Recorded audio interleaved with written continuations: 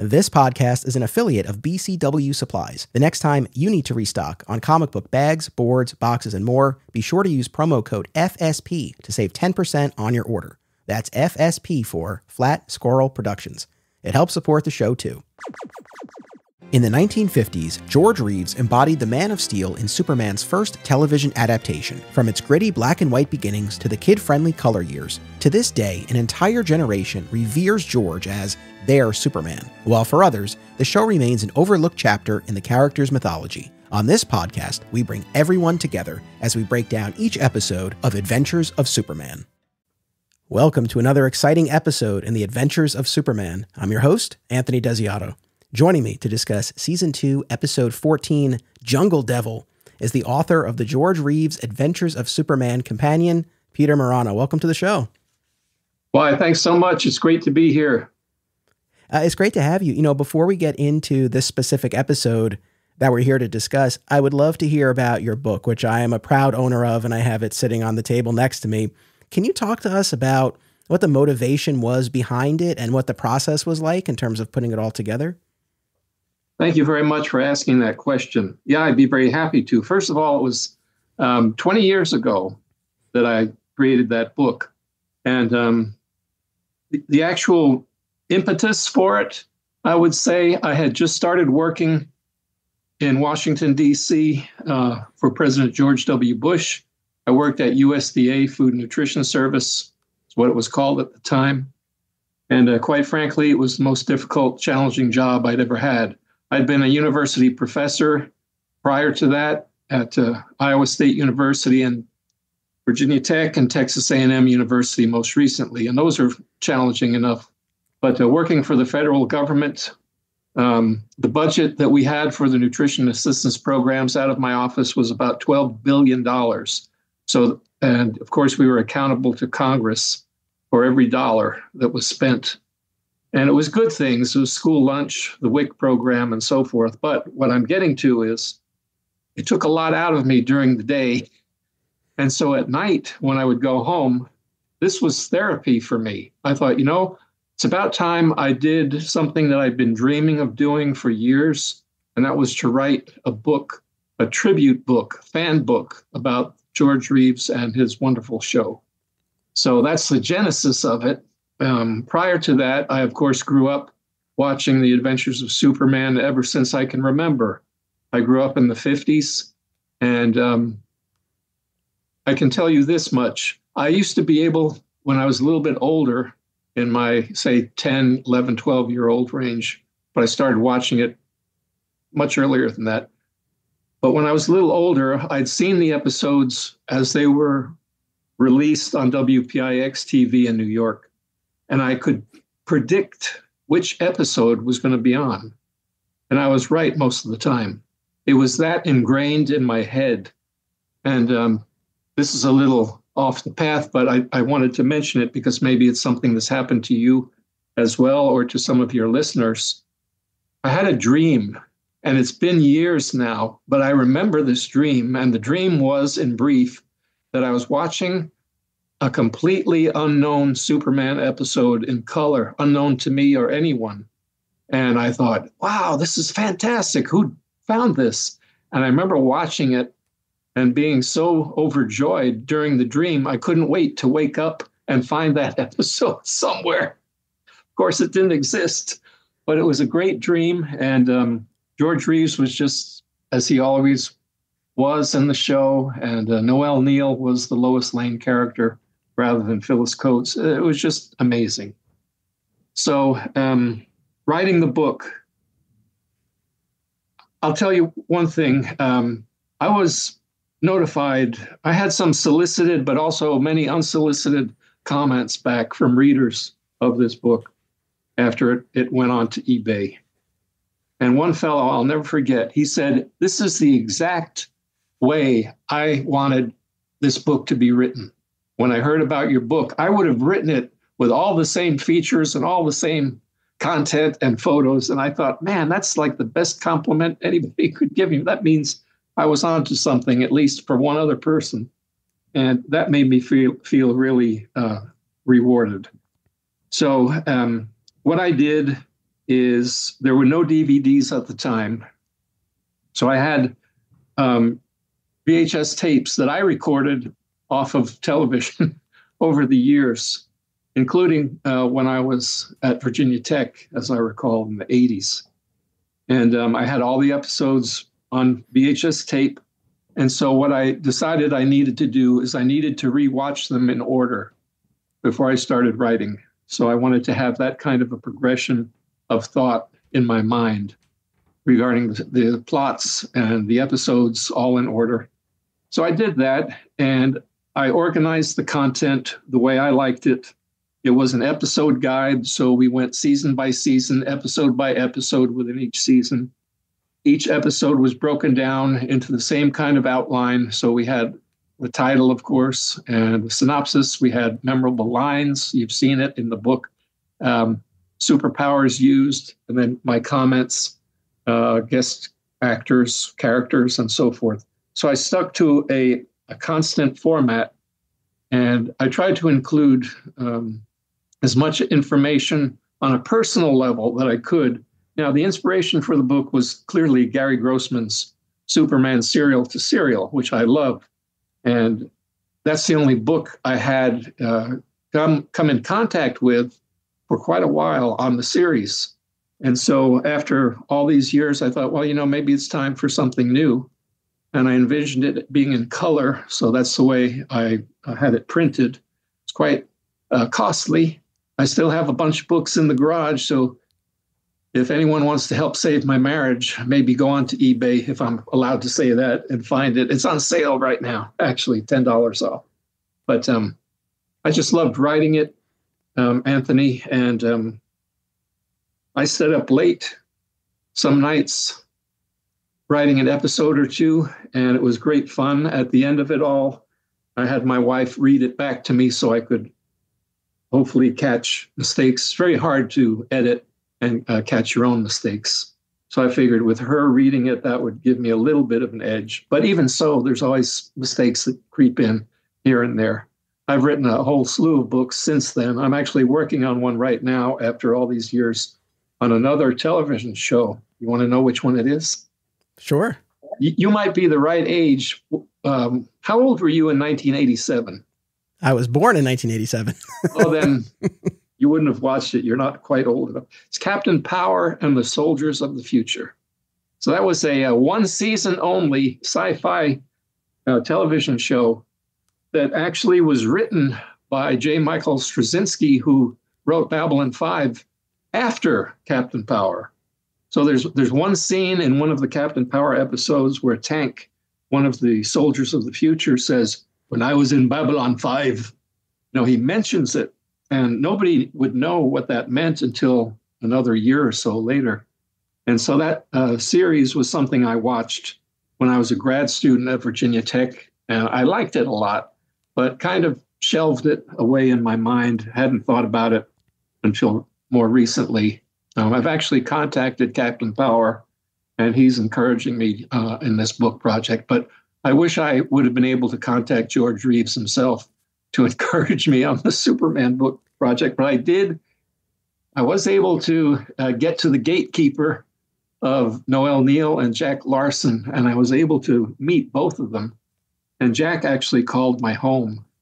I sent him the hard copy papers of the first draft of the entire book. I found his address through a friend who's like the gatekeeper. As I said, the only way to meet or get in touch with Jack Larson is through this man.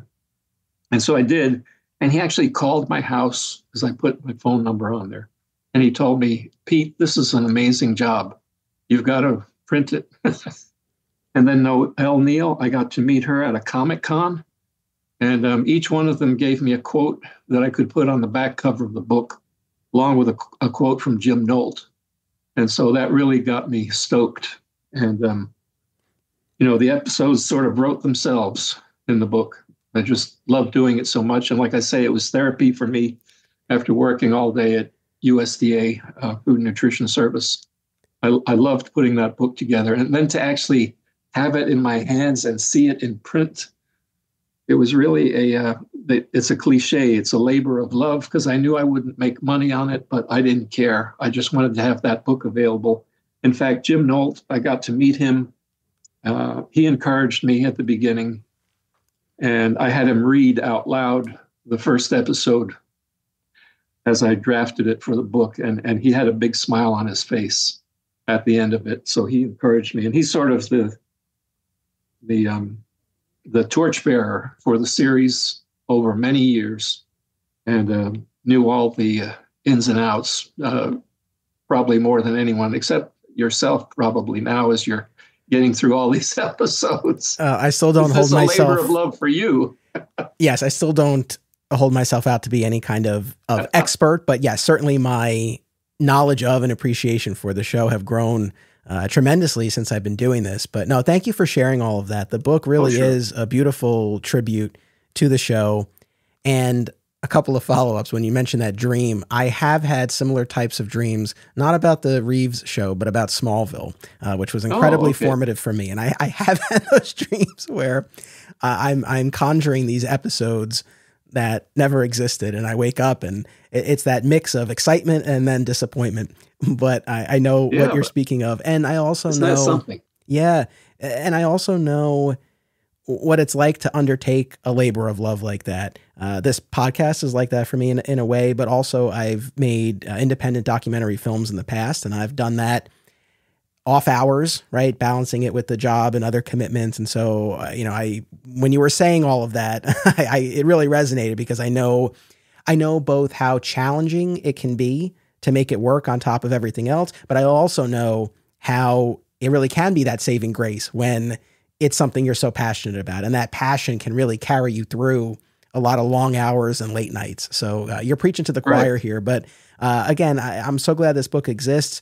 And when you mentioned about printing it in color, that was the other thing. I know this is kind of superficial, but the beautiful glossy pages. I mean, the production value on this was really tremendous. I mean, I know, like you said, it was costly, but it's worth it. It would be way more costly today.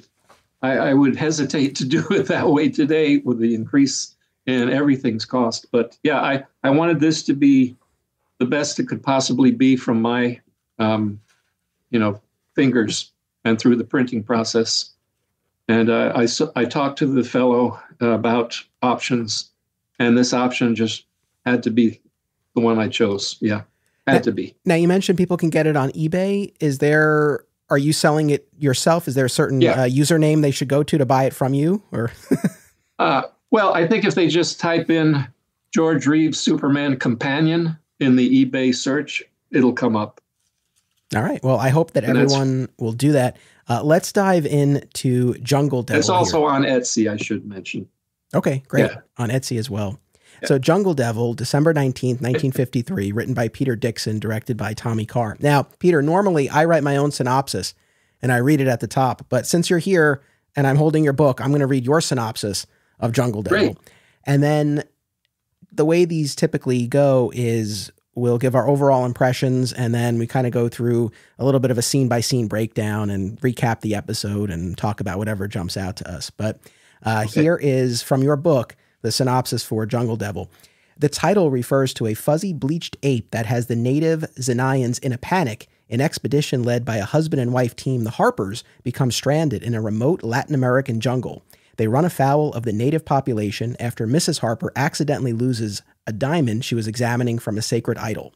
The Daily Planet reporters journey south toward the Xenaian jungle in an attempt to locate and rescue the Harper expedition. However, Lois, Jimmy, and Kent must also become captured and must rely on their wits and someone with superhuman ability in order to battle the Jungle Devil and gain their freedom. So that's our overview. I guess my first question is, when I originally reached out to you, I think this was the episode that you really gravitated towards. So what was it about this one that made you particularly keen to come on and talk about it? Well, probably a couple of things. One of them definitely is that it had to do with a gorilla. So I grew up, and my all-time favorite movie is actually Mighty Joe Young, the 1949 version, not the later Disney remake. And I don't know if you've ever seen that. It's a stop-motion animal created by Ray Harryhausen, no less. And he made that gorilla seem real and believable, gave it emotions. And it just had a tremendous impression on me. Of course, I also watched the original King Kong and Son of Kong. So gorillas and gorilla movies were a big part of my youth. Also the comics. And I know there's no video in the podcast, but I've got some of the Superman and Superman's pal Jimmy Olsen stories, and they feature gorillas or apes. It was a thing back in the day, just like UFOs, flying saucers, aliens. It was a thing. So I got caught up into that, I guess, and in the Superman series, there was only one gorilla episode, and it was this one, Jungle Devil. So, of course, I would gravitate to that one and enjoyed talking about it in the book. I gave it a fairly high rating. It's not truly one of the great episodes, but it has a lot going for it. One of the things I would mention is it's got a parallel storyline, and this is a device that is fairly commonly used. But if you do analyze an episode of this series or anything else, for that matter, and you see the writer, they must have a ball doing this, because there, for instance, the gentleman that you mentioned, he's writing, first of all, the setting takes place in Zanaya, and you see the Harpers and the dilemma that they're in. So that's one storyline going in one direction. And then they go back to the Daily Planet, and Kent is giving a geography lesson to Jimmy Olsen about Zanaya, and we've got to rescue the Harpers. And so you have these two things going on. And then at some point they meet, which is one of the high points of the show, that particular episode, when the rescuers make it to those needing to be rescued. But the twist is that they're, of course, also captured. So then you're wondering, well, what's going to happen? So it's a deeper story telling process, and it draws in, I think, the viewer, the audience, a little bit more than if the thing were just a narrative from one action scene to the next, sort of in a straight line without parallel storylines. So I enjoyed that part of it. The fact that the episode takes place outside of Metropolis, which is unusual. It doesn't involve criminals, wearing fedoras and suits. The bad guys, so to speak, are the natives, and of course the jungle devil itself. So it's really it has a little aspect of horror to it, I suppose. That's what I would say right off the bat as far as my interest in that episode in particular. And not only are they out of the office and out of Metropolis, but Clark is out of his suit. He actually wears they get to wear safari clothes. Yeah, appropriate jungle attire, which was wonderful, and George looked fantastic. They must have enjoyed that, and as you know very well, there are several episodes where that happens. In fact, a couple of the color episodes. There's the first season Drums of Death episode where there's a little overlap, not much, but with the some of the themes from Jungle Devil. Kent talks about the natives using the drum as we use the telegraph. Have you used the telegraph lately? No, but back then, of course. And I remember as a kid in school, a science project I built was a rudimentary telegraph setup relay. So I could understand the comment about the telegraph. Gotcha. I have to say, I really enjoyed this upon rewatch, even more than I expected it to. And I know you mentioned you gave it a high rating in your book. You did. You gave it a 9. Just to give you a heads up, at the end of these episodes, we rate the episode on a scale of 1 to 5 fedoras. So at the end, I will ask you for that, so you can let that marinate as we're talking here. But I would say, I think that the couple of things that really jumped out at me, one of them was Clark's resourcefulness throughout the episode, guiding the plane in for an emergency landing. Yes. And then certainly everything that he's able to accomplish on the ground there, the little bit he comes up with as far as them drawing pebbles to see who's going to go off. And then, of course, that amazing reveal that we'll get to when Clark is tied up and you get this big burst of smoke, and then he's Superman crushing the coal into a diamond. But hand in hand with that, and I think what really made this episode sing for me was we have from the other characters these descriptions of the so-called natives, right? Mrs. Harper in the beginning talks about them, being cooked in a pot and eaten. Cannibals. Lois, similarly makes a remark about cannibals. There's this question again about the drums. And there are no cannibals here. No cannibals here. Again, he explains about the drums. Dr. Harper has a bit about them being kill crazy, and Clark is quick to kind of, calm him down. And so I think, throughout the episode, in terms of seeing how Clark regards the natives and speaks about them and speaks up for them, I think it really says a lot. And they're not beating you over the head with it, but I do think the message is there. Because look, anytime we talk about a show of that era depicting so-called natives, it's typically not something that you would see play the same way today. But what they were able to do here in terms of that, I think relatively subtle messaging was great. And I know I'm jumping ahead, but that scene where the Daily Planet crew has been taken and Jim points up his gun. He's like, let's show them we can die like Americans. And Clark is like, he stops him and he, pushes the gun down. He's like, let's show them we can live like Americans. And he puts his hand up in friendship and he's like, no, we come in peace. So I thought, again, just the resourcefulness, but also the kindness and the compassion that Clark displays throughout this really, really stood out to me. I enjoyed it a lot. Absolutely agree. This is one of the things also that George Reeves excelled at. I'm not sure other actors could have come across quite the same way. And you could point that out practically in any episode. George Reeves nailed Kent and Superman. And I agree with you about we watched those episodes as kids, especially because we want to see Superman in action. We didn't get a whole lot of that. We got enough of it. But as you mentioned, Kent, I call it Super Kent. When he's doing the super things, he's using his X-ray vision. He's using his strength as Kent. One thing we might talk about is why did he even feel the need to change into the costume? Because the Zanayan chief and witch doctor, they wouldn't know or care about a secret identity. That's not something they think about. But, it's for the fans and the storyline and so forth. But it was great. And where did that safari suit go? It's the old question, do you have a secret pocket in his cape where he tucks his clothing away and he can just appear and in a split second, apparently, superpower. But anyway, yes, the Clark Kent heroics. I mean, the fact that he's carted off as sacrifice and he's the one who comes back and they're saying it's all over now for Kent, but no, there he is. And then he one more time, as you pointed out, he's the one who really seals the friendship by finding the diamond, but he makes it. And I don't know why he didn't just use his supervision to find it in the pool of quicksand. He could have done that, but it probably would have been too obvious. This way he just kind of fished around and picked it right up. Yeah, but it's this one of the things that I kept thinking about as I was watching it is how much he does as Clark. And like you said, that's not uncommon for these episodes. And I think it's for a variety of reasons that we wouldn't have much of an episode if he just flew in as Superman and knocked out the tribes people and rescued the expedition. Which is apparently what he wanted to do.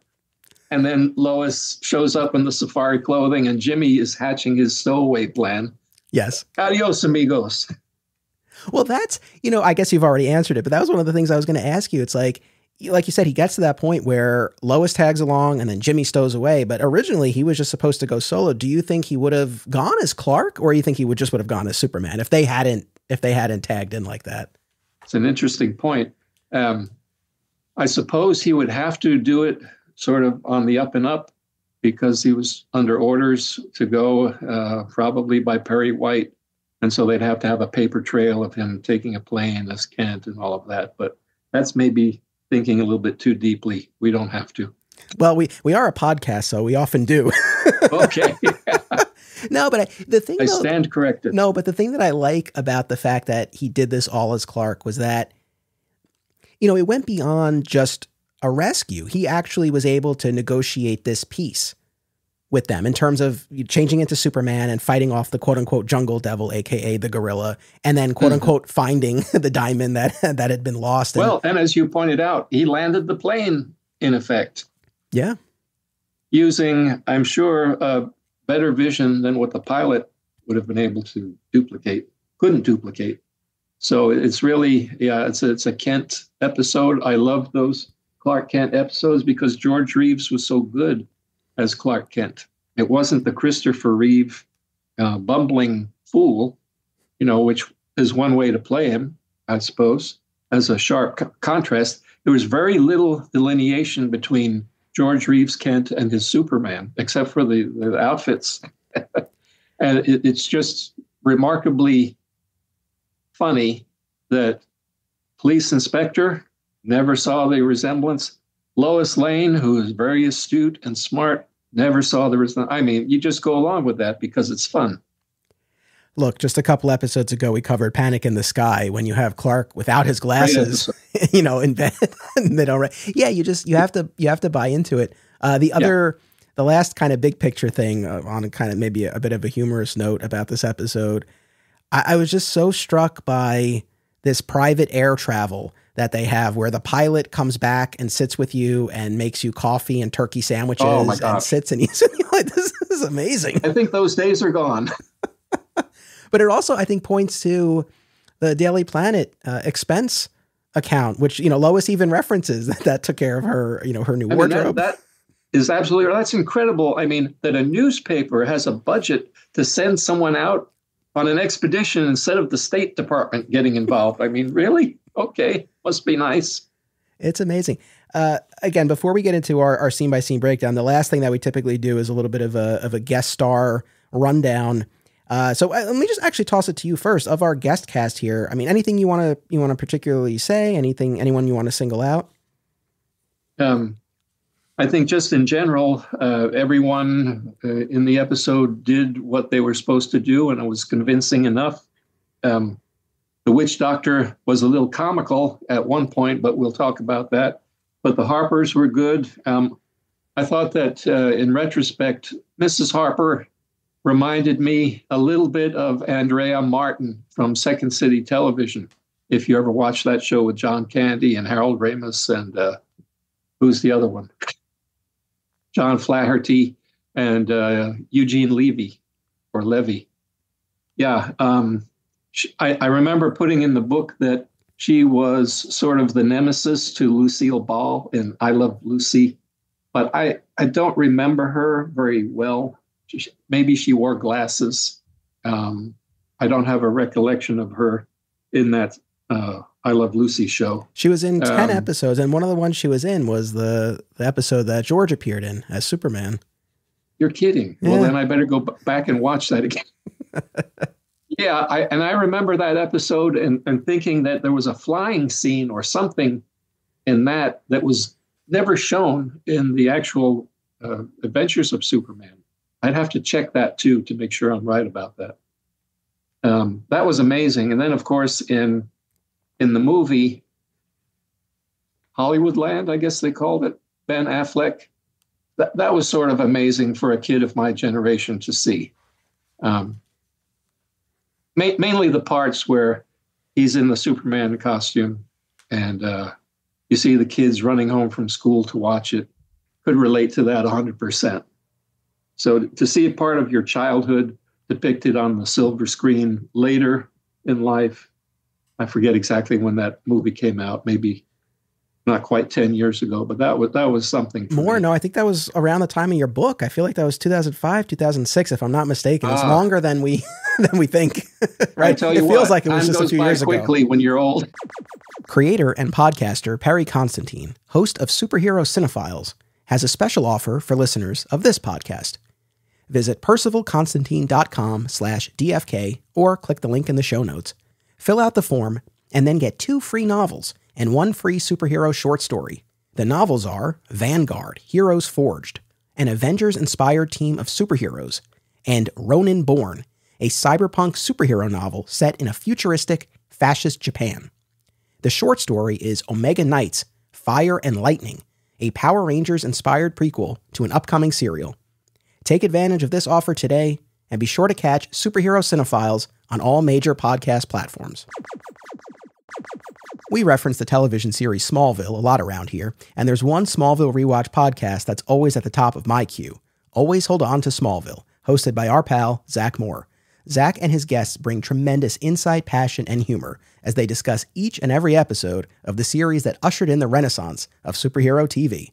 Listen to Always Hold On to Smallville wherever you get podcasts, and keep an eye out for the other shows under the Always Hold On to banner, including Arrow, DC's Legends of Tomorrow, Superman and Lois, and Star Wars.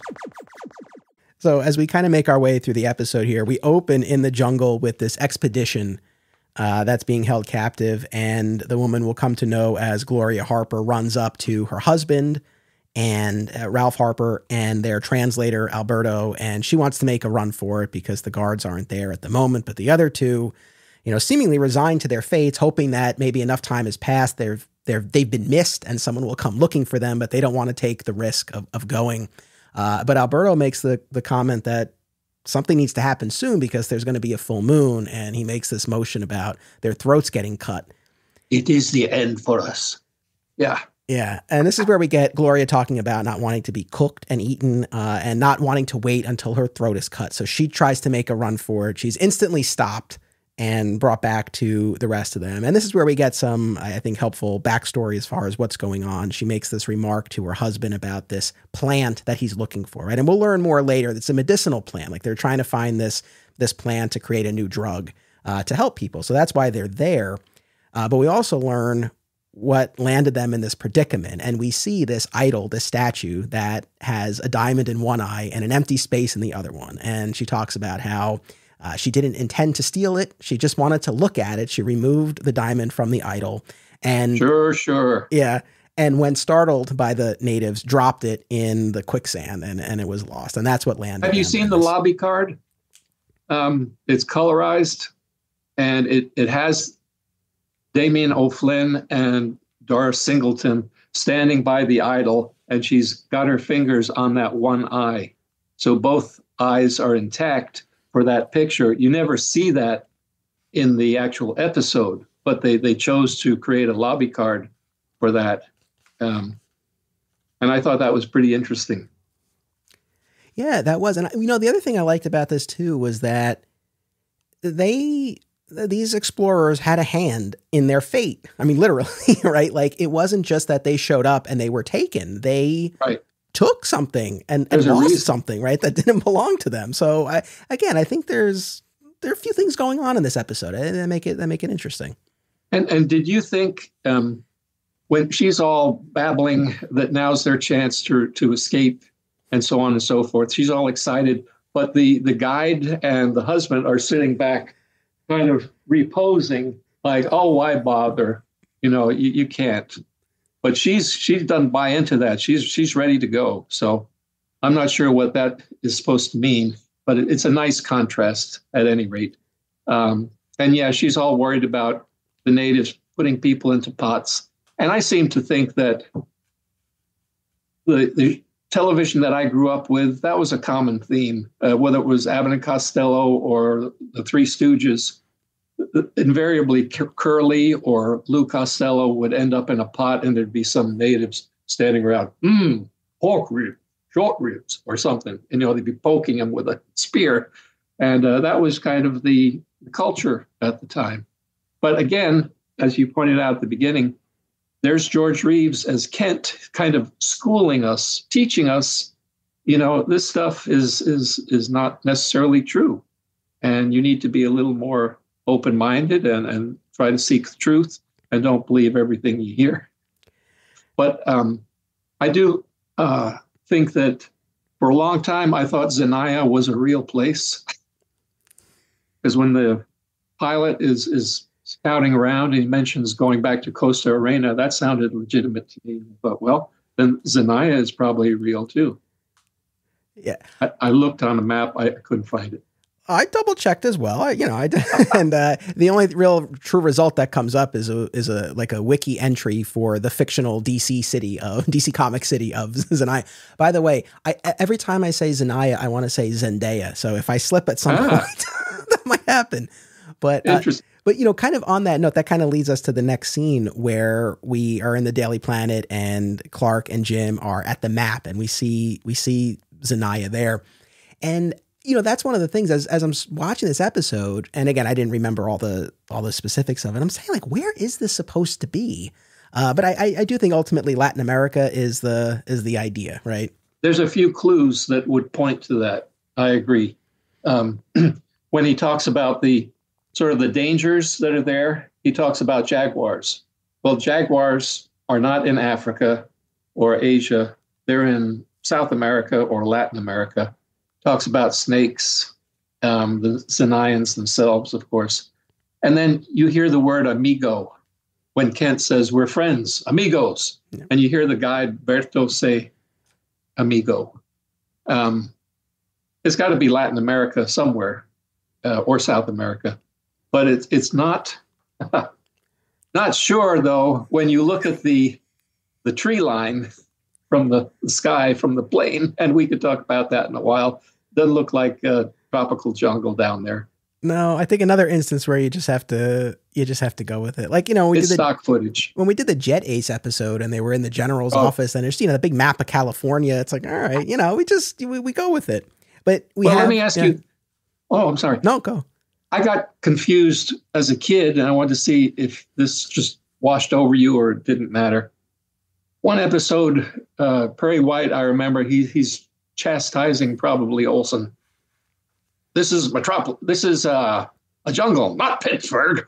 It might be Drums of Death, not Pittsburgh. And then I thought, so does that mean Pittsburgh is Metropolis? It really bothered me for a while as a kid. I didn't understand that reference to Pittsburgh. Why would Perry White pick on Pittsburgh if that wasn't where his Daily Planet building is? Oh, that's a good question. Am I alone in that? That didn't hit me the same way, but that is a good question. And that is, especially on the comic side, it's something that we fans, speculated on all the time where, like, where exactly are these cities supposed to be? Right. Yeah. Interesting. But we have, again, Clark and Jim looking at this map and talking about the country and this missing expedition that Clark's assignment is to go and try to find them. A lot is being put on his very capable shoulders. And again, he's planning to go solo. And then you have Lois come in her jungle garb. And unbeknownst to Clark, she has gotten permission from Perry White to accompany Clark. And they can't question Perry because he's off on vacation. And I think Jim even has a line about they don't know where he is. And poor Jim just wants to go himself. And you see the wheels start to turn as the scene ends about what he's going to do. But between Lois and Clark, there is that bit where he's like, the jungle's no place for a woman. Yeah. Which, man. Again, a product of its time, but also it's like he doesn't want her hanging around, and we do understand that. But I loved, I don't think, if you've heard any of our episodes, I've not been the biggest fan of the shift in Lois. I was really, really into the Phyllis Coates iteration in the first season. And in terms of, I think, the writing and the performance in season 2, I don't feel like Lois has risen to the level of season 1. However, even in just a little moment like this, where she pushed back and she, got her way and got onto this trip, like I like that. So I like that little banter between them in this scene. Yeah. What I would say is I liked Noelle Neal overall as Lois Lane, but she played it totally different from Phyllis Coates. They're two different people, and I think the writing, as you would have pointed out already, was different in season 1. It was much darker. The episodes looked like mini films, which I think they still do in season 2 to a great extent, but it kind of loses a little bit in season 2, and then the color seasons are unto themselves, totally different. And I don't mean that in a negative way. They're still very enjoyable. But it was a different show, and it was already beginning to change in season 2. And part of it, I think, as you pointed out, had to do with the change in the cast. However, in terms of this episode and Lois inserting herself, she's assertive as she needs to be, but she's vulnerable. And I think she's more someone that Kent would look after a certain way because of her vulnerability, whereas Phyllis Coates, Lois Lane, is tough as nails and a true competitor, breaking his neck or her neck, trying to get the story on Dabbs Greer and so forth. So I agree with you. But Kent gets his ribbing in. Didn't he say something like, "Oh, where's your butterfly net?" Yes. Yeah. And, I know, you just joined a theater group and this is your costume for the first play or something like that. He's having fun. Yeah, there's, that little banter between them there. And then I'm skipping ahead a little bit, but when Jim reveals himself on the plane and he wants in on the coffee and turkey sandwiches, and Clark gives him a hard time and he asks the pilot, what are the rations for stowaways? And it's like cold water and stale bread. And they all have a good laugh. Without missing a beat, the guy joins right in.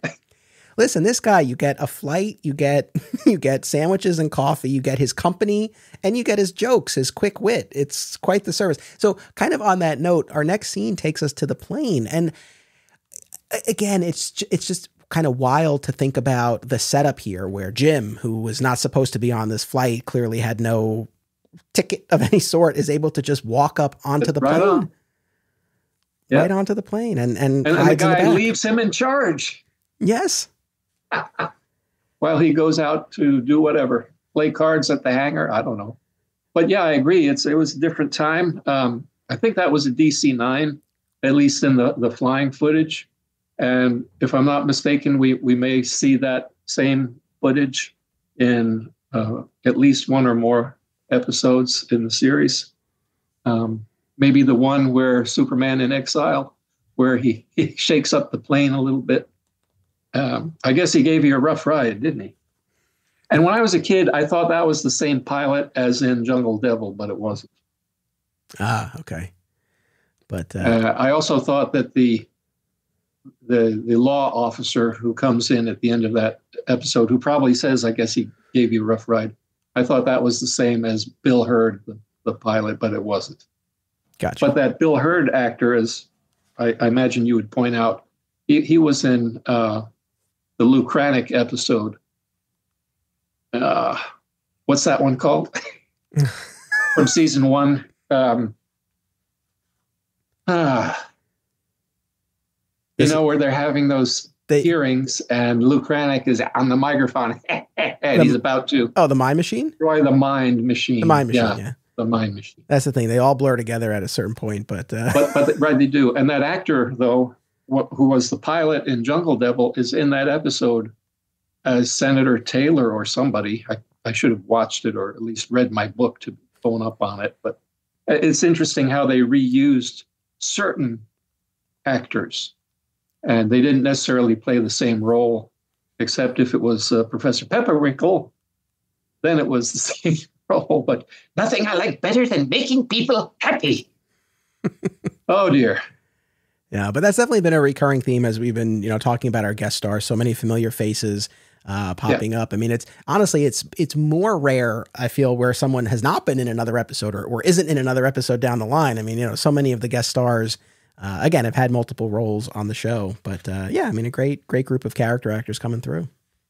Oh, I just thought of one other thing, if I may, that would go back to the earlier discussion when you asked me about all of the different guest stars or character actors.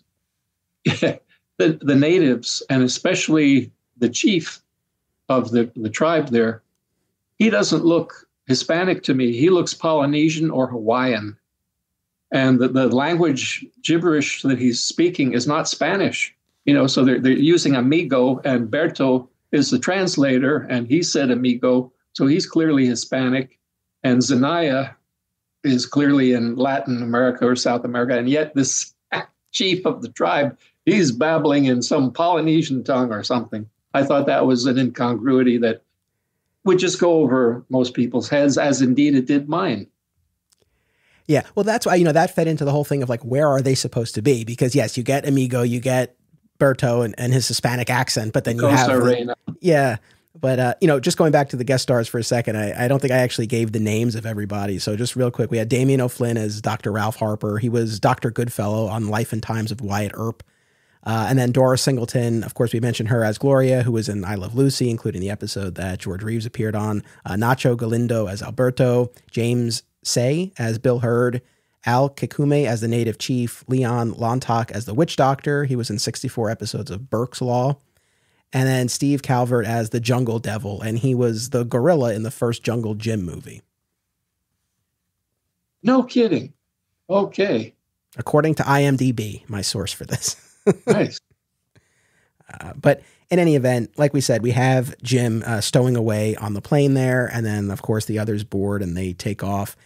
And while the plane is taking off, going back to what you were saying before about the parallel stories, we cut back to our expedition in the jungle there, and they're watching the people there perform this ritual. And this is where Berto explains that they perform this regularly to keep the jungle devil at bay. And when he describes the jungle devil, the size and the strength, Dr. Harper's like, well, that sounds like a gorilla. Big as a man. Yeah. Big teeth. Arms that can break a man in two. When he roars, ooh-wee. I mean, this was comical. He should have been shaking in fear, and yet he's making it kind of fun. But, you go with it. That's part of the episode. But I do think the guy was having a lot of fun with that role, probably. I mean, do you think, because, this has come up now a couple of times, and I probably will again when we talk about that dance when Clark is tied up, but there are these humorous moments that do come off as a bit silly. But do you think, especially in season 2, where they were aiming, for kind of a softer approach, that maybe the idea was we don't want people to be like scared of quote unquote the jungle devil or just the situation generally, and it's like those moments of silliness can kind of undercut it a little bit? I think that's a good analysis. And for all we know, Kellogg was voicing some displeasure at the earlier episodes. They were too violent or whatever, and so maybe they had to the writers had to tone it down a bit. But if you go back to that season 1 Drums of Death with Legbu and all that was, those natives were not going to be friendly ever. That was a sinister group of people. And in fact, I remember one of the natives gave this laugh. I mean, it was horrible. It was scary. Totally different group of people from the Xenayans. The Xenayans, it just took a little bit, and then they were friendly again. And they were friendly at the beginning, apparently, until Mrs. Harper lost that diamond. So yeah, the story, it fits into a kinder, gentler adventures of Superman. Absolutely. So back on the plane, we have these moments that we've talked about before where the pilot comes back. He explains that he's using his autopilot, and he sits with Lois and Clark and provides these turkey sandwiches and coffee. And then, of course, Jim reveals himself, and we have that moment. Yeah, every time I watch this episode over the years with my wife, she wants coffee. All the guy has to say is turkey sandwiches. I want the turkey sandwiches, but she wants hot coffee.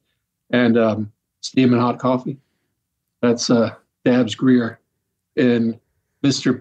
Pebble, the Superman silver mine.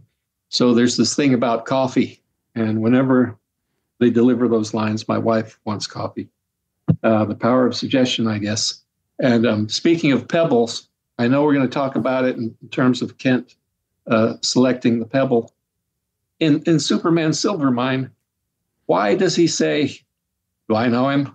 I mean, does Pebble know him? And then in the next moment, practically, and now I'm Mr. Peeble. Didn't edit that out. They just let it go. Keep them rolling. Oh, well. Look, going back again a couple of weeks ago when we talked about Panic in the Sky, and there's the moment where Perry says Jiminy instead of Jimmy. Exactly. It's cover the flower show with Jiminy. With Jiminy, it's endearing and we have fun with it, but it's like, we did.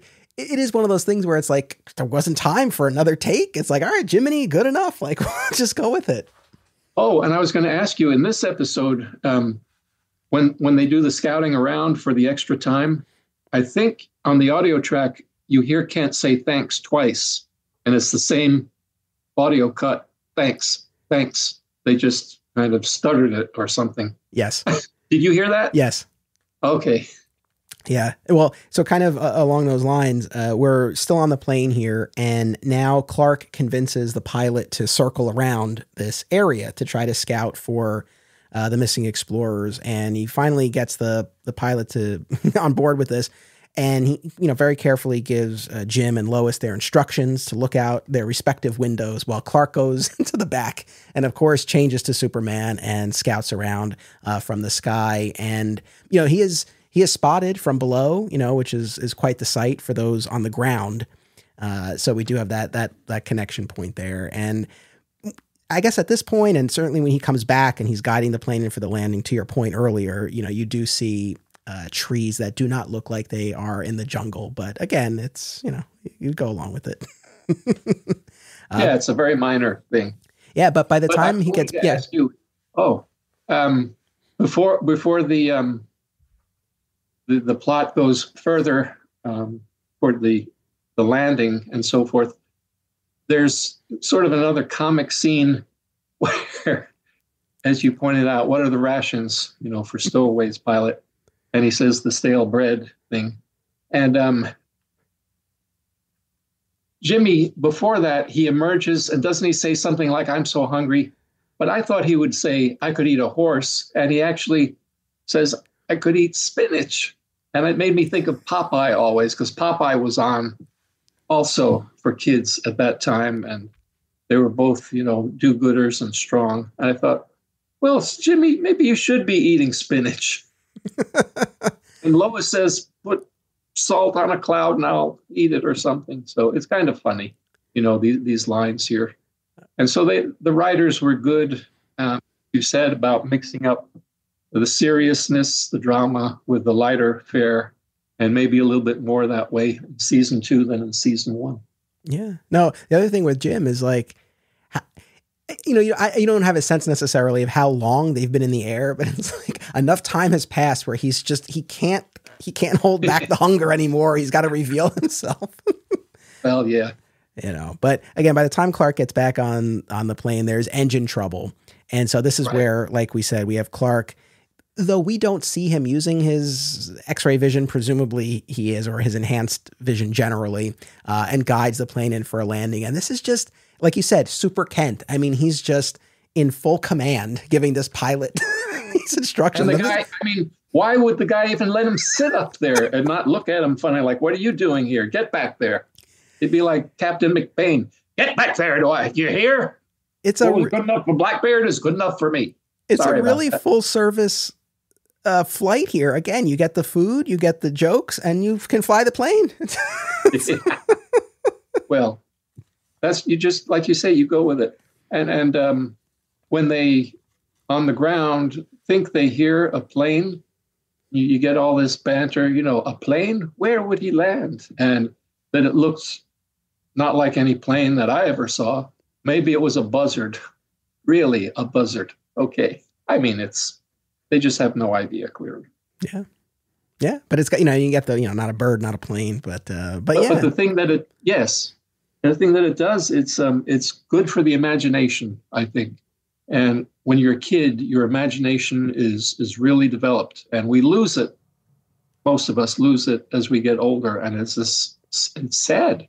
It's really tragic, because the imagination, there are certain scenes in this and every episode of Adventures of Superman where it seemed to me that it took a lot longer, and I was drawn into it, and I thought, well, that was at least 5 minutes worth. And then I watch it, view it again, and it's 15 seconds when it's over. And, my imagination took me further when I was younger. And now I'm looking at it differently.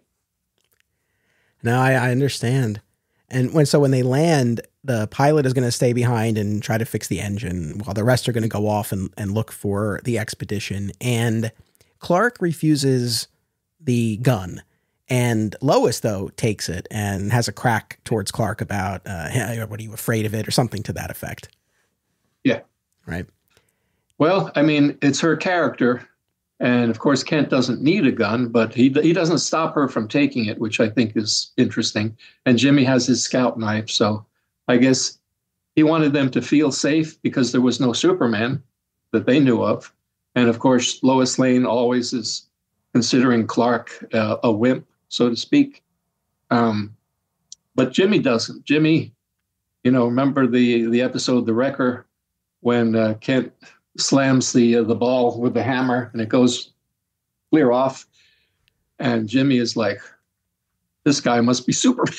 Yeah. Gets the Superman Medal of Merit. So I don't know if it was done just to show that Kent wanted them to feel secure, but he wasn't about to let them use any weapons on anybody. There's no killing, there's no shooting, there's no knifing. Yeah.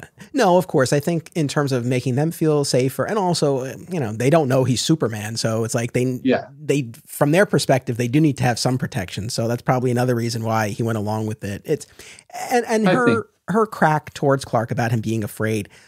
Again, I think the show needs to maintain that to a degree to maintain some level of believability that she doesn't put it together that he's Superman. Yet, as we talk about on this podcast all the time, episode after episode, you see, and again, there are exceptions. There are instances where Clark does kind of shy away, or it seems like he's running away. But I think far more often than that, you get these moments of Super Kent. And even in this episode, he bravely goes off seemingly to his death. So, again, I always come back to this feeling of like, I don't know how warranted a lot of Lois's cracks are given what Super Kent does, but nevertheless, I think, no, you're right. Works. And, quite frankly, Phyllis Coates was brutal to Kent, very rude, very demeaning. And he just took it with a little smile because, he didn't care. And it was actually good because it would distance her thinking of him as Superman, I suppose. Whereas this Lois Lane, she sees him do some super things. For instance, in the episode with Dan Grayson, well, if it isn't Danny Boy, and there's a bomb in the car, and Kent jumps out, rolls down the ravine with the bomb, it explodes. I can't very well come up the way I am, and she says, she has to say, the audience expected her, and she fortunately does. She said, I wanted you to know that's one of the bravest things I've ever seen. You mean it's something you would have expected Superman to have done? Why does he say that? He's got no glasses, so he looks like Superman, but it's just part of the fun. Yeah, that moment definitely stood out in that episode. Now, here we have the scene that we had already kind of talked about before, where our crew is immediately apprehended here. And this is where, again, we have this conversation between Lois and Clark about the drums and about cannibals. And of course, Clark debunking that and explaining about the drums, Jim raising the rifle, Clark saying no. And again, there's just this whole flip of, we'll show them we can die like Americans, and Clark saying, no, let's show them we can live like Americans, and, trying to broker this peace. And then they're brought to the expedition. It's like, I felt bad for these people because they were so hopeful when they saw the Daily Planet crew, only to be told, no, we're also captive. A real quick turn. It didn't take long for them to realize it either. No, but that's true. But you notice how Jimmy is super macho in this episode for some reason. Yes. And I think I made that statement in my book. But, he's ready to use his scout knife to carve up a native or two. He says that he doesn't believe the women later in the episode should draw the pebbles. It should just be the men. And then, of course, when Kent is being carried away, don't let him take Mr. Kent. Don't. And he's fighting and fighting. He's really macho in this episode. Why? I think because of the drama. I mean, he was just caught up in it, and it just happened. Yeah, I do remember that in your book. It's a great observation, and it does resonate in terms of what we see here, the examples you cited. And I think even with the drawing of the pebble, I think he even says, right, like, it'll end up being me anyway. Like, why don't I just go? Yeah, he predicts with his luck. But, it's another thing. It's the relationship that Jimmy had with Kent. You see it in Ghost from Scotland Yard. He and Kent, he's like Jimmy's bigger brother. Jimmy idolizes Kent. And the scenes that they're in are always excellent, the chemistry together. So I enjoy that part of it. And so when he's yelling about don't let them take Mr. Kent, you feel like it's sincere. It's not acting. He's really worried and concerned that he's not going to come back, and that's it. He'll never see him again. So I think that's good acting. Fat Moose Comics is New Jersey's best and oldest comic book store. Established in 1982 and under new ownership since 2020, Moose sells a wide selection of comics from every publisher and time period, along with action figures, graphic novels, posters, statues, and more. If you're looking for something and they don't have it, they can probably get it for you. They know a guy. Visit Fat Moose in Whippany the next time you're in the Garden State, and be sure to reach out via the Fat Moose Comics Facebook page. Aw Yeah Comics celebrates and promotes everything that is wonderful about comics, toys, artwork, and the joy they bring to people. Visit them in person at one of their 3 locations: Harrison, New York, aka my local comic shop, Skokie, Illinois, or Muncie, Indiana. If you have kids and have been looking for a family-friendly store, look no further. Join Aw Yeah for exciting events, including creator signings, how-tos, and more. Visit awyeahcomics.com and follow Aw Yeah on social media for more. Their name says exactly how they feel about it. Say it with me now. Aw yeah.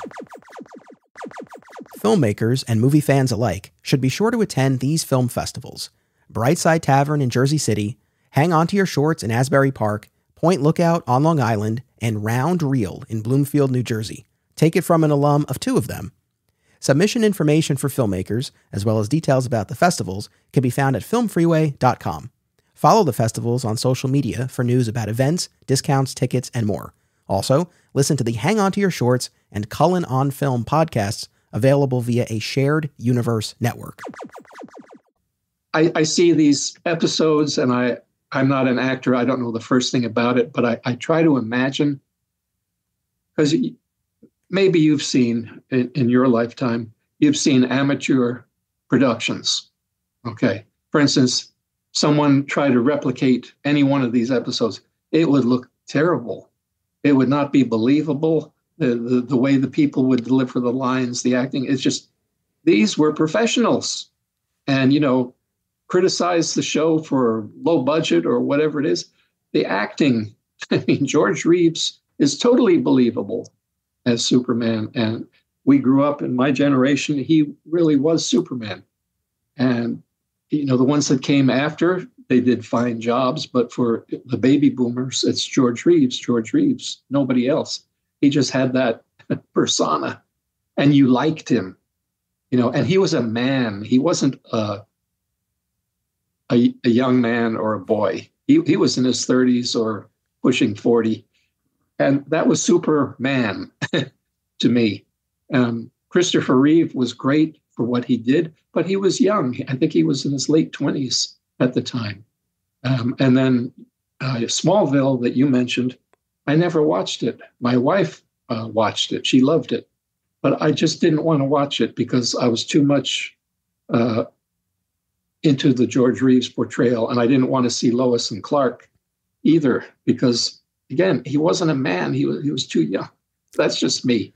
No, listen, one of the things, not in addition to this, I do another podcast about Superman where we cover the character across time and media. And, one of the things that we always kind of come back to when we talk about our Superman fan journeys is what you experience at a very formative time shapes the way you see the character in a very powerful way. So absolutely. I understand what you're saying. And I agree about the acting, just really bringing this to life and selling these moments, overcoming, any limitations of the production or the technology of the day. But even then, it's funny, because you might think I'm watching these with 2024 eyes and seeing all the seams, so to speak. But honestly, more often than not, I'm really impressed with what they were able to put together. Again, given how fast they were shooting these and the technology of the day and that they didn't have the biggest budget in the world. So that's what strikes me more than anything. And hand in hand, the acting goes such a long way and what they were able to pull off, and the music and the season 2 music. And this has come up. It came up in our last episode as well. I mean, really powerful. Well, I'm glad you brought that up because when they transition from Metropolis Airport to the plane in the sky, it's what I call the asteroid music from Panic in the Sky. And it immediately sets that tone that this is, some kind of a suspenseful, exciting episode. And they keep that music for a little bit. And it adds to the drama and to the heightening of the emotion on the part of the viewer because you don't know what's happening. And it sounds sort of eerie, that music.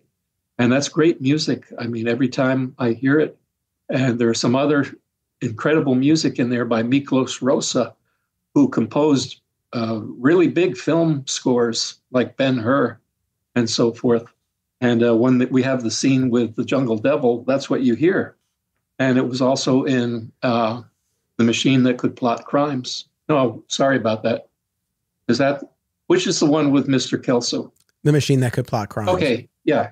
It's in that episode too, but it doesn't have quite the same impact because the visual that the music is accompanying is not as compelling as Superman squaring off against the Jungle Devil. And by the way, I saw a lobby card or a poster on the internet a few years ago, I guess actually when I was doing research for the book. And it was in Spanish, the poster. And the episode translated not to Jungle Devil, it was La Selva Secreta, the secret jungle.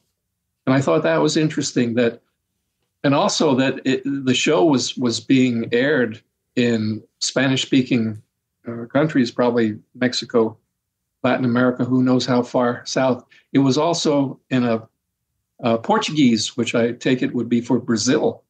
So all of these markets were watching George Reeves as Superman, not just the U.S. And I'm half British, and my cousins, who are about the same age as me, born in the 1950s, I remember talking to them on the phone, very rare occasions when we were growing up, and they'd never heard of the show. I said, surely you watch The Adventures of Superman, right?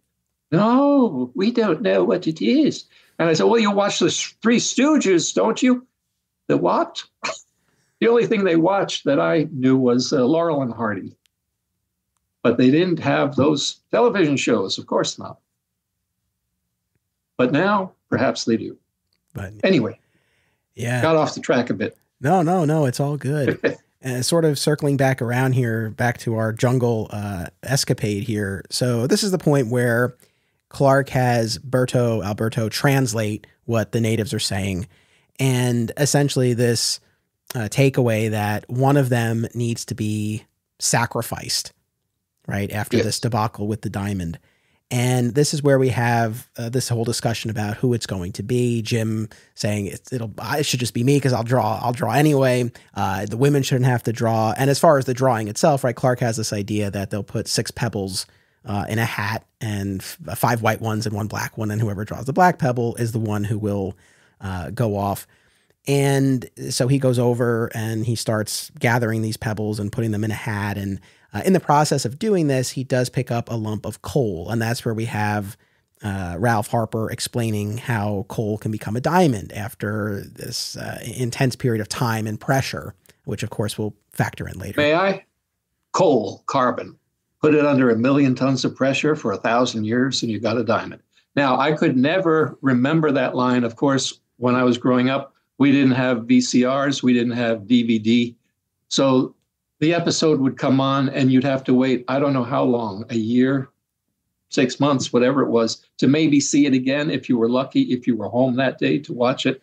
So I always was unsure if he said put it under 1,000 tons of pressure for 1 million years or 1 million tons of pressure. But now you can just, pause it and replay it. Oh, that's what it was. So I had to do that. True confession time. I had to watch it carefully before I put that line into my book. But that scene made an impression on me, and especially when Kent rehears those words in his mind when he's about to do something super. Yes, absolutely. That will come back That's around. a nice device. Yes, I agree. It was a nice reminder for the audience, but just to tie it all together. So we'll see that in a little bit. But kind of on that note, we're talking about the crushing the coal into a diamond. So on my other podcast not too long ago, we covered the 1961. It's inaccurate, by the way. What? Looked into this. Oh, yeah? But go ahead. We'll talk. Yeah. No, but we looked at the 1961 Superboy pilot that was filmed and never went to series. And there's a moment in there where Superboy crushes coal into a diamond. So that was cool to see as well.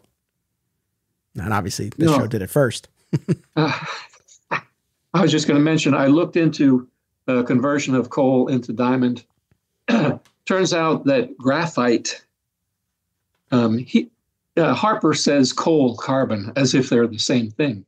So the composition of coal is much lower in carbon compared to graphite, which is another sort of rock. And the coal is much softer, and they call it amorphous in terms of its physical state, whereas the graphite is highly crystalline and highly ordered, and so it has a much higher carbon content the way it's able to pack together as a result. So the pressure to create a diamond from graphite would be a little more accurate than creating a diamond from coal. That's just nerd stuff, but I wanted to know. It would take a lot more pressure, and it's very difficult to duplicate that at the Earth's surface. So I wanted to know if that was accurate or not. But I mean, it's sort of ballpark, and it plays well. 1 million and 1,000 sound like huge numbers to the ear, especially in the 1950s and 60s. So it's quite fine. I'm not trying to be critical. I went to my own curiosity to see if that was accurate. And graphite, more accurate than coal, converting it into a diamond, apparently. All right. No, good to know. TMI. No, I appreciate the science lesson. Because it's one of those things. It's like Superman can crush coal into a diamond. It's like we're told that. We see it here. We see it in the Superboy pilot. We see it in Superman 3. We see it in Smallville. It's like, other instances I'm sure I'm blanking on at the moment. So you see this repeated over and over. So, no, I appreciate the science lesson. Well, and, coal is something we can relate to. You start talking about graphite, it doesn't play well. So I understand coal, absolutely, do it. And let's face it, Superman could have crushed coal into whatever he wanted, diamonds or anything. True. Well, in this case, before we get to that, he holds up the hat and he's the first one to draw, and he uses his X-ray vision to retrieve the black pebbles. So he's the one who's taken away. And like you said, you have Jim, oh, no, don't let him go. But he does get taken off, and he's tied up here. And you have, again, these tribes people performing this dance, this ritual. It gets just get a little bit outlandish, but then we have this burst of smoke. And when the smoke clears, Clark is gone and Superman standing there. It's a really effective moment. Absolute moment we've been waiting for as audience. Can I mention that thing about the pebbles? Sure. I know I talked about it briefly in the book because I looked it up before we spoke. He says he's going to collect 6 pebbles. But when you count how many he puts in, unless I'm crazy, which I could be, he collects 7 pebbles, not 6. And then this part, I should have rewatched it to be sure, but maybe after he removes the black pebble and you see how many pebbles are remaining, I think it's a lower number than it should be. But it just... I remember the over counting from your book, but when I watched it, I wasn't counting the pebbles, so I no problem for sure. That's not a problem at all. But you're absolutely right about the scene. The climax to the episode, of course, is the confrontation with the Jungle Devil. Proceed. Well, I will let you run with it because I guess I'd be curious to know, especially to the extent that you recall watching this as a kid, like seeing that quote unquote Jungle Devil, the gorilla, and just kind of that quote unquote battle between them. I was disappointed as a kid because I had that upbringing with Mighty Joe Young. I didn't understand why they didn't have a similar gorilla, because this one, even though the guide said big as a man, I wanted something larger to make it more dramatic and spectacular. But it was a funny color. It wasn't the right, it was not a dark fur. I called it a bleached ape out of, trying to be funny in my book. It just, you knew it was a guy in a suit. I knew as a kid. He did a good job. Okay. I will say that. I'm sure I could not do as good a job as he did. But it was a letdown when I finally saw what the gorilla was looking like. But then I just kept watching. And of course, it had a good resolution. And it's always fun to see Superman kind of being bored when people shoot at him, or even before the gorilla takes 3 cracks at Superman. Remember, one of the natives thrusts a spear into Superman's side and it bends, and he kind of just, gives one of those expressions like, oops, too bad, what happened to your little spear there? It got bent. So it was fun, don't get me wrong, to see the Jungle Devil, which in one of those posters, it was called Demonio, like demon, which I guess is about the same thing as devil, but made it sound really sinister. It was fun to see. I guess he takes a whack at Superman with a board. I suppose it was the special effects guy, Simonson, probably rigged all those things, had the board break. And then doesn't he take the big boulder? Yep. Well, he breaks some, the gorilla breaks some by himself, and then he takes a big one. And poor George Reeves, he had to stand there. I hope they only did the one take, because the boulder, it's all that powder all over him that he have to be cleaned up for. And that's another thing. Whenever he gets dirty in the next scene, he's all cleaned up, of course. And I remember seeing Jack Larson say the name of the little man who would run out with the brush. Got to brush George, and they get him all ready for the scene. And then, of course, the third blow is from the ape, and he just whacks Superman to the side of the head to no effect. And at that point, Superman's had it. They just kind of, there's the bear hug, which has no effect. And it's Superman turns the tables and tosses the ape to the ground, and then just goes, ha! And it runs. And that was a little anticlimactic for me as a kid. I didn't want him to just say, ha, and see the ape run off. I wanted him to pick it up and throw it, hurl that Jungle Devil back to where it belonged. But it actually became sort of a sympathetic character. And then, of course, the chief was a very sympathetic character. You actually cared for him because Superman was protecting him. So if Superman is going to the trouble to protect this man, that should be somebody that I care about, that I like. I forgive him for, capturing the Harpers and all of that. Yeah, you mentioned about the sympathetic aspect. That's the thing that really stood out about that battle. I mean, yes, the guy in the gorilla costume, it only goes so far, but throughout that whole fight between the gorilla and Superman, you really do see, I think the compassionate side of the character, where he does not use any more force than is necessary. And in fact, for most of it, uses no force. It's just a matter of withstanding and just taking what the gorilla has. Right. And even when he drops him, it's not as forceful as gentle. It could have been. There's a gentleness there. You see the thing go down and its head, it didn't crack its head or anything. It was just it got up, shook it off, and ambled off. That was it. Yeah, exactly. So that's really what stood out, and I liked a lot. That's true. Very good. The thing that made me chuckle here, it's a running bit on our show here, where we always talk about how anytime someone finds out Superman's secret identity, they're getting a one-way. It's an animal. That they're getting a one-way trip to the mountains, the stolen costume, and here. Yeah. It's all those tribes people. I mean, that's going to be the mountains are getting pretty full. Huh. Obviously, they'll be okay, and they won't be able to, because even when they cart Clark back to the rest of them, and he's hailed as this hero. I mean, what's interesting here is that it's established, right, that Alberto can translate. Yes. And there is that moment where they're explaining. I wanted to hear you say this. Well, it's Clark got lucky that I guess the tribes people weren't more descriptive in explaining what happened, because if they had said red cape, that might have been it for Clark. Or draw the S like the caveman does. Yes. So, that was kind of risky, but through the kind of language barrier, Clark was okay. But yeah, if they had been any more descriptive, that would have been it. Yeah. The way I imagined it in my head was that the natives, I mean, I agree with you completely. I think that the chief spelled it out to the translator as best he could. But, what could the native really say? He didn't have the insight. He didn't know Superman. He just knew that this guy that they carried off took care of the Jungle Devil, saved his life.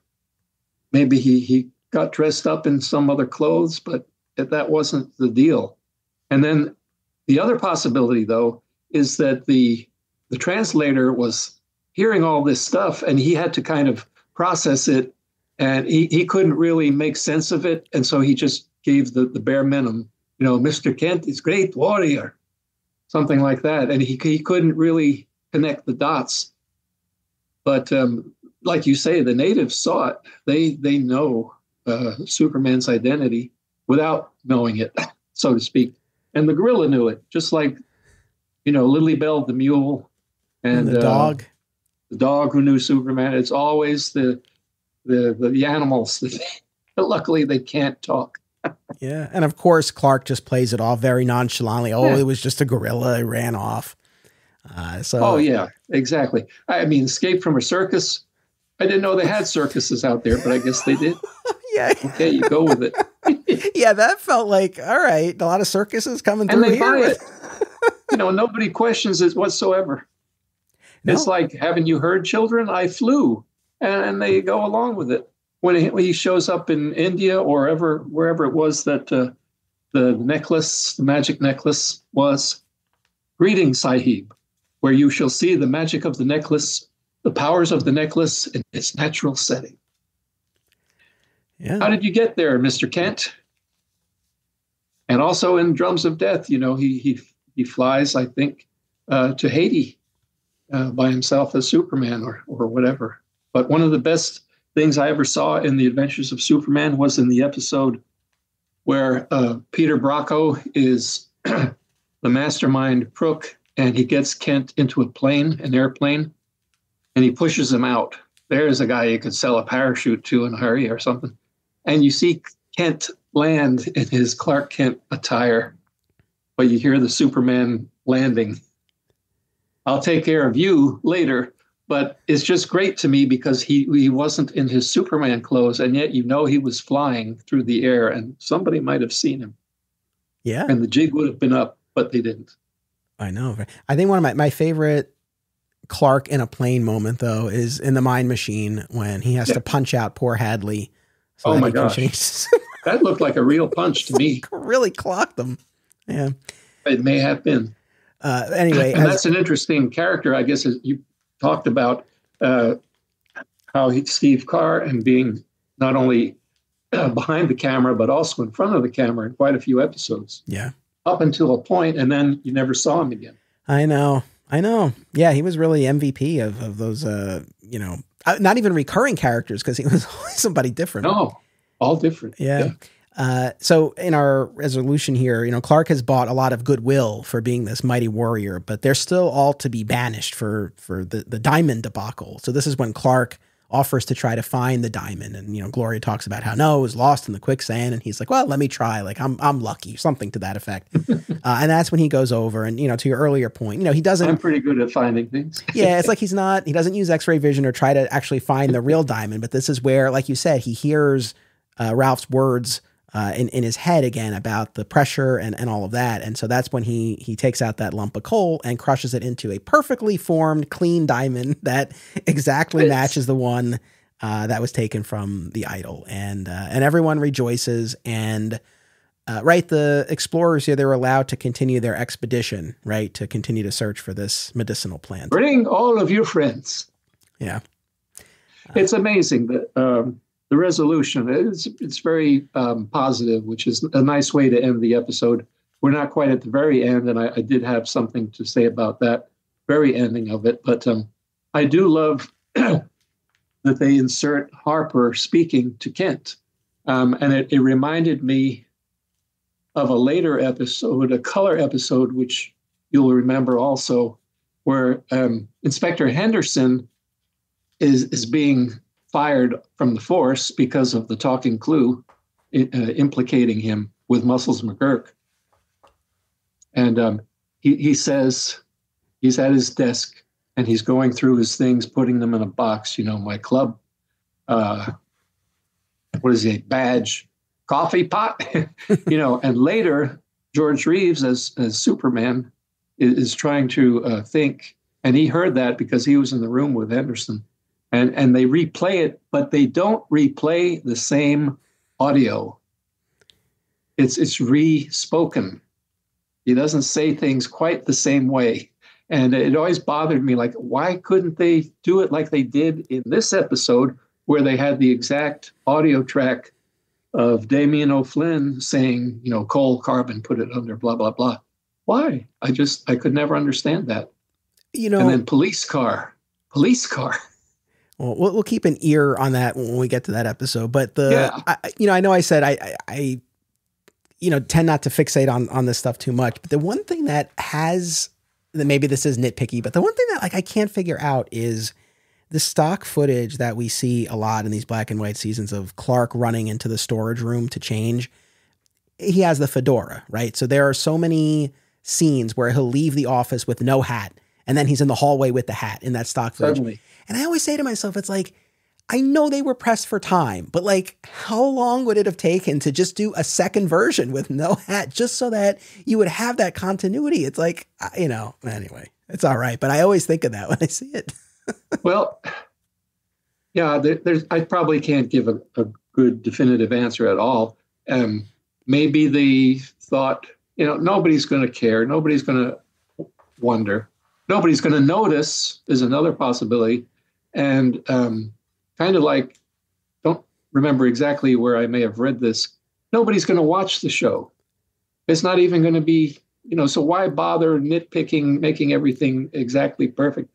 And I'm noticing this with Captain Power as I go through the episodes. There's continuity lapses and things that could have been done better, just for a second or two of time. But somebody decided, no, it's not worth it, or it's not a big deal, or just go with it. It's okay. People will forgive. So maybe that's part of it. I agree with you, though. I would like to think if I were in charge of production, I would have said, you know what, get the hat off and let's film him new going through the hall to the stockroom.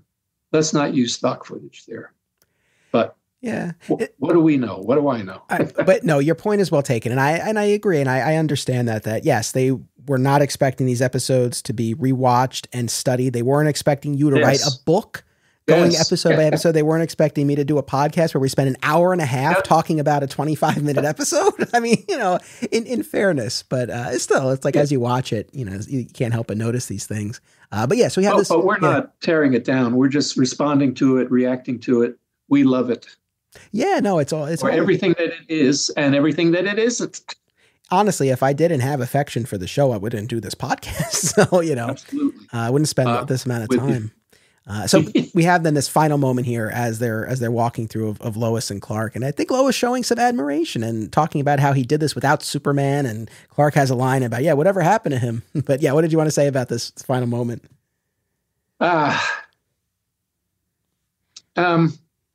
It just seems too cute and they're too comfortable, because Lois smiles too easily when he says whatever became of him. Is like, isn't that cute? Oh. Whereas I think in real life, it would have been a little more dramatic. It's just brushed off.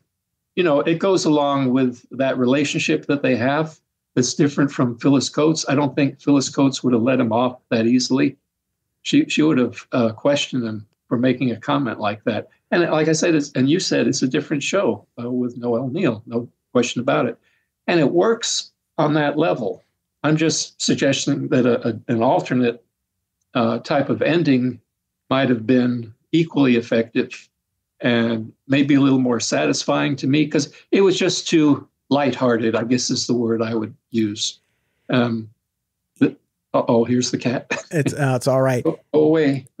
It's okay, Cat. But, one of the things that I have noticed, and we've talked about this in episodes, I don't always find that the button at the end of the episode totally works.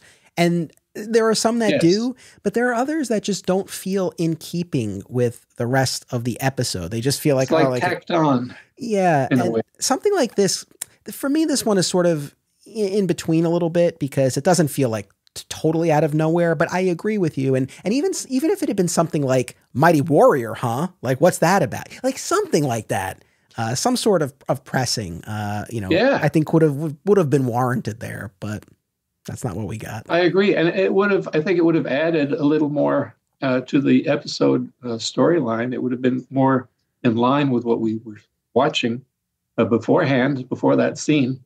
I did want to mention that the witch doctor when Kent is tied at the stake. And by the way his legs splay out always bothered me. I wish they would have had him get his legs together, but they're like going out in opposite directions. It's just like, oh, don't film it like that.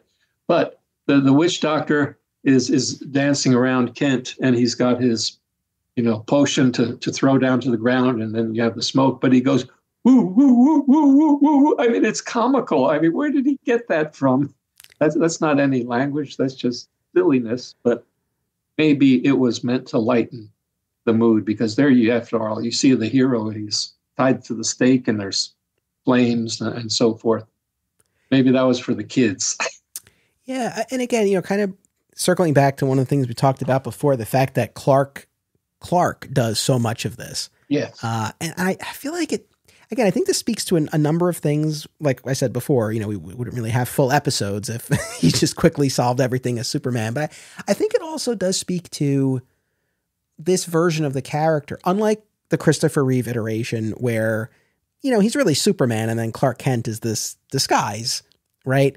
Here, I really feel like it's like, and one of our past guests has used this description, like Clark is who he is, and then Superman is an extension of Clark. And I think in these episodes, it's like, I think he does as much as he can as Clark. And it's like Superman is only when absolutely necessary. So it's like he does as much as he can. And I think here too, the fact that I think Clark's ultimate goal, right, was it went beyond just like, oh, I have to retrieve these people. It's like he ends up really solving the entire situation. It's not just, oh, he grabs them and they leave. It's like, no, they're coexisting with these people and they can continue their search for this medicine. So like, I think he had a deeper aim, and doing everything that he did as Clark allowed him to do that, as opposed to just like showing up as Superman.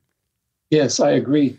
I think it makes it a memorable episode whenever you see Kent, because we can relate to Kent better than we can relate to Superman. I mean, let's face it. We don't have powers, and even though Kent has powers, but he's appearing to be one of us. He's like a normal citizen. So that might be part of it. I don't know if the writers would ever discuss. We need, because this is something that I'm seeing with Captain Power. They had to have a certain amount of time for fight scenes. Blasting the enemy. It had to be there because they had a toy line that was interactive, and that was part of the attraction of the show. But in Superman, the attraction to most people would be to see Superman doing super things. And if you have Kent doing them, it's second best.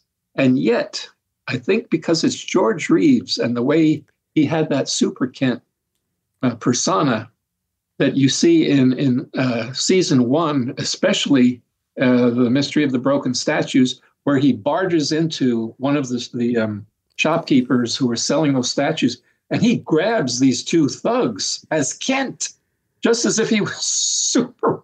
And I thought, my gosh, he's not even trying to disguise himself here. That moment, so the guest I was referring to, his name is Rich. He's been on the show a bunch of times, and he and I have been talking about Adventures of Superman for years, and that he always cites that moment of Kent grabbing those two guys in that episode. It's like, again, you talk about, and he grew up watching the show, and you talk about those moments that are just like seared in your brain. It's like it made such an impression. Yeah, that's a standout for sure, of just like seeing Clark like really tough. If he doesn't have my book, I'll send it to him. Give me his information. He needs to have a copy. Oh, that's very gracious of you. Thank you. Yeah, I'm sure he'll appreciate that. So the last thing that we do, as I mentioned before, is we rate the episode on a scale of 1 to 5 fedoras. So where would this land for you? Well, in keeping with the 9, can we do 4.5? 4.5 it is. Okay. I feel that would be doing it justice. For me, I'm going to go 4, a solid 4. Okay. And I'll be honest, before the rewatch, I did not know how high my rating would go for this one. And I ended up, like I said, I really enjoyed it. And I especially enjoyed this conversation. So, thank you so much for joining me. And I'm glad all the tech side of it worked out. I know it was touch and go for a minute there, but we made it work. And it's really great I know we've exchanged messages on social media, but it's great to actually have this conversation with you. So I thank you. And again, I know we plugged your book, and I encourage everyone to go to eBay or Etsy and buy it. Is there anything else you want to mention to people, or anywhere else you want to direct them? Oh, no, but I was going to make another mention about this particular episode. I think George Reeves looks really good in it. His hair was dyed black, or at least from what I can tell in black and white shooting. Looks like season 1, which I think he looked the best. He does dye it black in one of the color years, but most often it's brown in color. But he looks really good. And when you see him looking down, crushing that coal, he doesn't look, elderly at all. He doesn't look old. He looks young. He's not quite as young as in the first season, but he's still a young man, and portraying the man of steel, or as they called him in that one of the posters, El Hombre de Acero, the man of steel. So I just noticed that whenever I see the stuntman in the first season, for instance, in the episode where Superman ducks, yes, when the thug throws the gun, why did he have to duck? He didn't have to duck. But you see that stuntman is very rough looking. I mean, George Reeves had very refined features. He surely did. And he must have really wanted to be a major movie star with the looks that he had and so forth, the acting ability that he had. And things worked out, as he says in one episode, things just worked out this way. And we're lucky for that. We're the ones who benefit. We get to see his portrayal. Kirk Alyn, if you watch his, it was pretty good, pretty impressive. And of course, Noel Neill was the first Lois Lane, and Bobby Bonds, I think, as Jimmy, but wasn't George Reeves' caliber, his cat. And the flying for Kirk Alyn was not figured out. So they had him kind of dissolve into a Mickey Mouse looking flying cartoon. But when we saw George Reeves fly, you bought into it, especially as a kid. And I know the first season, and he's flying confidently over Metropolis. It looks really good. I mean, it looks real. You didn't really, unless you looked closely or had freeze frame, you didn't see anything amiss. You didn't see wires. So George Reeves, I think the stars aligned in a way for him that couldn't have happened for anyone else. And so we are the beneficiaries. And we've got 104 episodes plus Lucy to critique and enjoy. And most of it is very, very high quality television. Still, well many said. Years later. Yeah. 70 years later. No, well said. There's something truly magical about his depiction of the character. And people have heard me say this a bunch of times about Kirk Alyn. Credit where credit's due. First live action depiction. The fact that his flying was rendered via cartoon, it's unfortunate, but it was the best they could do. I do give him credit. I think he really did differentiate the Clark and Superman in an effective way. But the thing I always come back to is that when Kirk Alyn's running around in the costume, it still just feels like a guy running around in the costume as opposed to George. And it just feels like, oh, that's super. And it's just that quality that you can't quantify. It's just an innate thing. And he had it. And it just, again, like I said, I think there's something really magical about the George Reeves Superman. Well, and I don't want to go on forever. You can cut me off. I just thought that Kirk Alyn, he was solid, but he was a little lightweight. I don't want to say goofy because he wasn't goofy, but he was lightweight, whereas George Reeves played it straight and it was serious and you believed it. And all of the actors in the series played off of that, because I'm sure they would take the lead from him. But he was dead serious in his role as Kent and Superman. And so was everybody else. I mean, as a kid, if I saw an adult in a Superman series behaving like a serious adult, that's all I needed to tell me this was real. This is, the real McCoy, so to speak. if it had been too campy or something, sort of like Batman with Adam West. I enjoyed the show for different reasons. The Batman TV series, got to meet Adam West and Burt Ward. They both actually have my Superman book. I brought them copies. Mark Hamill is a huge George Reeves Superman fan. He has a copy of my book. And so does Tim Dunnigan, who's Captain Power, huge George Reeves Superman fan, just so fans who might know that show are aware of that. And so with that, maybe I should stop talking. No, that's what I call you, Tony. That's, I've only ever been called Tony by a couple of people in my life. Okay, I'm not opposed. I don't introduce myself as that, but I'm not opposed to it. The times when I have been called Tony, I assume someone in their life, like they have someone in their life they call Tony, because it's like they just immediately jump to it. But I'll answer to it. I was going to segue to, because in the barbershop business, Tony's boss. You know that line. Sure. Oh dear. Well, you're obviously Italian like me, so yes. Nice Indeed. to meet you. Likewise, I thank you again. And George Reeves thought he was too. He thought Basolo, he thought he would, and that's why he did that kind of gangster voice pretty well. Yeah. I look like Superman. Why don't I sound like Superman? That was a standout for sure. But Peter, Absolutely. Thank you so much. Audience, I always appreciate you tuning in. Make sure you come back next week for another all new episode. And until then, as always, remember, only Superman can do super things. Be sure to check out our sister podcast series, Digging for Kryptonite, a Superman fan journey, a weekly exploration of Superman's vast 85-year mythology, available wherever you get podcasts. Please join us on social media, become a patron, and subscribe, rate, and review today. Links are in the show notes. Thank you all.